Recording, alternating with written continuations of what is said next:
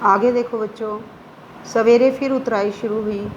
यहाँ नदी पर लोहे का झूले वाला पुल था। आम रास्ता होने से यहाँ चट्टी पर दुकानें थी, यानी दोनों ओर दुकानें सजी हुई थी। खाने की और कोई चीज़ तो ना मिली, हाँ आग में भुनी हुई मछलियाँ मिली। चढ़ाई फिर शुरू हुई। शाम तक चढ़ाई चढ़ते चढ़ते हम तमंगों के गांव, बड़े गांव में पहुंच गए। वहाँ रात बिता। गुरु को ढोने के लिए 2 आदमी ले फिर सवेरे चल पड़े। एक डांडा और पार करना पड़ा, एक और रास्ता हमने पार कर लिया और उसके पश्चात उतराई प्रारंभ हुई। अंत में हम काली नदी के किनारे पहुंच गए। अब हम काठमांडू से आने वाले बड़े मार्ग पर आ गए। सड़क पर नमक वालों का मेला सा जाता हुआ मालूम पड़ा। अब हम शर्वा लोगों के प्रदेश में थे। 18 मई ज्येष्ठ मास की चतुर्थ तिथि, 4 ज्येष्ठ का मतलब है ज्येष्ठ मास की चतुर्थ तिथि को हम काली नदी के ऊपर भाग शर्वों के एक बड़े गांव में ठहरे। साथियों ने बतलाया कि कल हम नेपाल की सीमांत चौकी पार करेंगे, यानी जो नेपाल की सीमा पर चौकी है उसको हम पार कर लेंगे, यानी अब हम बहुत नज़दीक हैं। इस यात्रा में और लोग तो थुक्पा सत्तू से काम चला लिया करते थे, किंतु मेरे और डुक्पा लामा के लिए भात बना करता था। यानी बाकी लोग तो सत्तू पीकर काम चला लेते, लेकिन मेरा और डुक्पा लामा का गुजारा सत्तू से नहीं होता था। कभी कोई, इसलिए उनके लिए भात बनते थे, कभी कोई जंगली साग मिल जाया करता, कभी भुनी मछली का झोल मिल जाता था।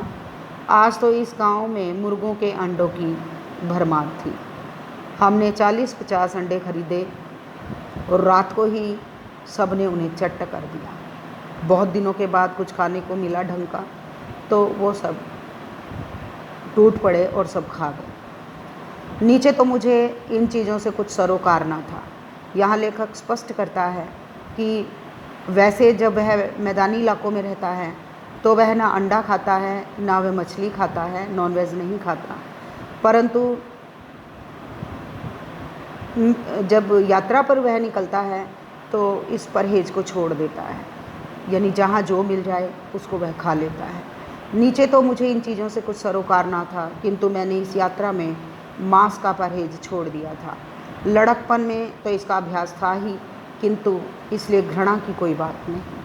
उसी रात को मैंने यल्मो में लिखे कुछ कागज़ों को जला दिया, जो यल्मो भाषा में लिखे हुए थे। मैंने सोचा कि तात पानी में कोई देखभाल ना करने लगे। ये जो कुछ कागज़ थे उनके पास, जो उन्होंने संजोए थे, एकत्रित किए थे, कोई साहित्य, उसको उन्होंने जला दिया कि तातपानी जो क्षेत्र है जहाँ पर जो कि एक बॉर्डर है जहाँ पुलिस तैनात होगी, कहीं उनकी तलाशी ली गई और वे कागज़ मिले तो कहीं उन कागज़ों की वजह से वो फंस ना जाएं और उन्हें कैद ना कर लिया जाए। इसलिए हम काली नदी के ऊपरी भाग पर थे। धीरे धीरे नदी की धार की ऊंचाई के साथ साथ हम भी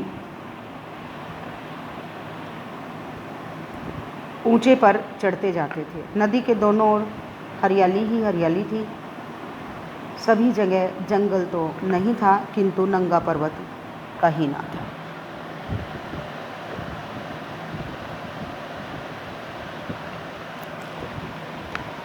तो लेखक बताता है कि पहाड़ तो थे, परंतु ऐसे पहाड़ नहीं थे कि जिन पर वृक्ष ना हो। हरियाली थी चारों ओर। 2 बजे के करीब हम तातपानी पहुँचे। ये आखिरी वो स्थान था जहाँ पर फौजी चौकी थी। गांव में नेपाली गर्म पानी का चश्मा होने से इसे तातपानी कहते हैं। वहाँ गर्म पानी का चश्मा था, यानी जो झरना था उसके साथ साथ गर्म पानी भी निकल रहा था। गांव में नेपाली चुंगी घर और डाकखाना है। मेरी तबीयत घबरा रही थी, डर रहा था। क्यों डर रहा था?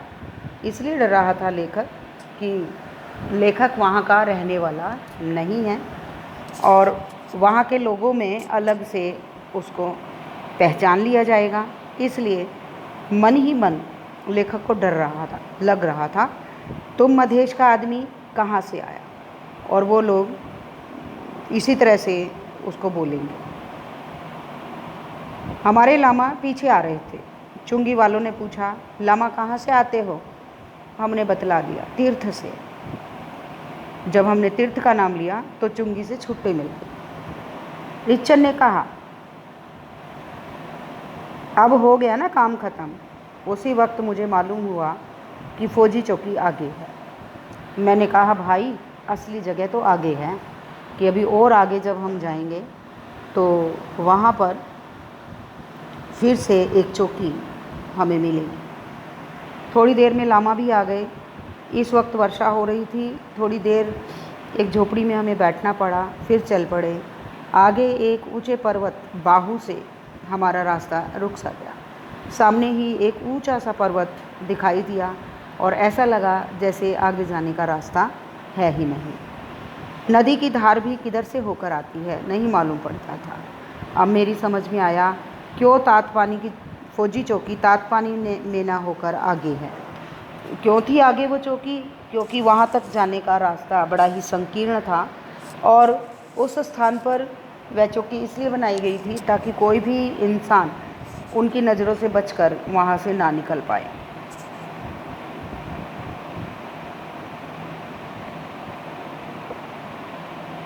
वास्तव में यह सामने की महान पर्वत की जो दीवार थी वह सैनिक दृष्टि से बड़े महत्व की है। नीचे से जाने वाली बड़ी पलटन को भी कुछ ही आदमी इस दीवार पर से रोक सकते हैं, कि कोई फौज भी जा रही हो ना तो उसे भी इस दीवार से रोका जा सकता है। एक ऐसा स्थान जो सैनिक महत्व रखता है। थोड़ी देर में चढ़ाई चढ़ते चढ़ते हम वहाँ पहुँच गए जहाँ रास्ते में पहरे वाला खड़ा था।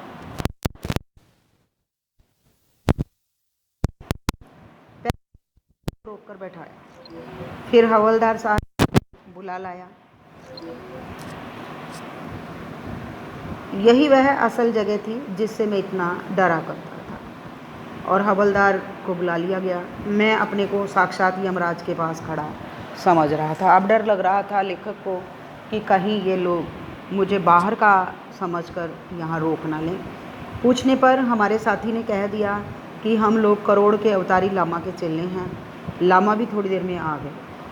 हवलदार ने जाकर कप्तान को खबर दी कि ये सब एक लामा के शिष्य हैं और लामा आने वाले हैं और थोड़ी दूरी पर हैं। तो इसलिए हवलदार ने कप्तान को खबर दी। उन्होंने सूबेदार को भेज दिया। आते ही एक एक का नाम और ग्राम लिखना शुरू किया। उस समय किसी ने मेरे चेहरे को देखा होता तो उसे मैं अवश्य बहुत दिनों का बीमार सा मालूम पड़ता, क्योंकि डर लग रहा था। भरसक मैं अपने मुंह को उनके सामने नहीं रखना चाहता था। क्यों? क्योंकि अगर उन्होंने चेहरा देख लिया तो वो पहचान जाएंगे। अंत में मेरी बारी भी आई। रिचेन ने कहा, इनका नाम खुनू छबड़ है। कोई भी ऐसा ही नाम जो वहाँ के लोगों का होता है वो उसने उनका रख दिया। सबको छुट्टी मिली। मैं भी परीक्षा में पास हो गया। पेट भरकर सांस ली, एक लंबी सांस ली कि चलो जान बची और लाखों पाए। शाम करीब थी इसलिए अगले ही गांव में ठहरना था। सूबेदार ने गांव के आदमी को कह दिया कि अवतारी लामा को अच्छी जगह पर टिकाओ और देखो उन्हें कोई तकलीफ़ ना हो। और वहाँ पर लोगों के मन में लामा के प्रति, लामा जो हैं वो बौद्ध भिक्षुक हैं और उन्हें भगवान का अवतार माना जाता है, तो इसलिए उनकी बड़ी ही इज्जत होती है। हम लोग उसके साथ अगले गांव में गए। रात में रहने के लिए एक अच्छा कोठा मिल गया। आज 19 मई यानी जो यात्रा है वो 14 मई से लेखक ने प्रारंभ की थी और 19 मई को ये लोग वहाँ पहुँच गए। डुक्पा लामा ने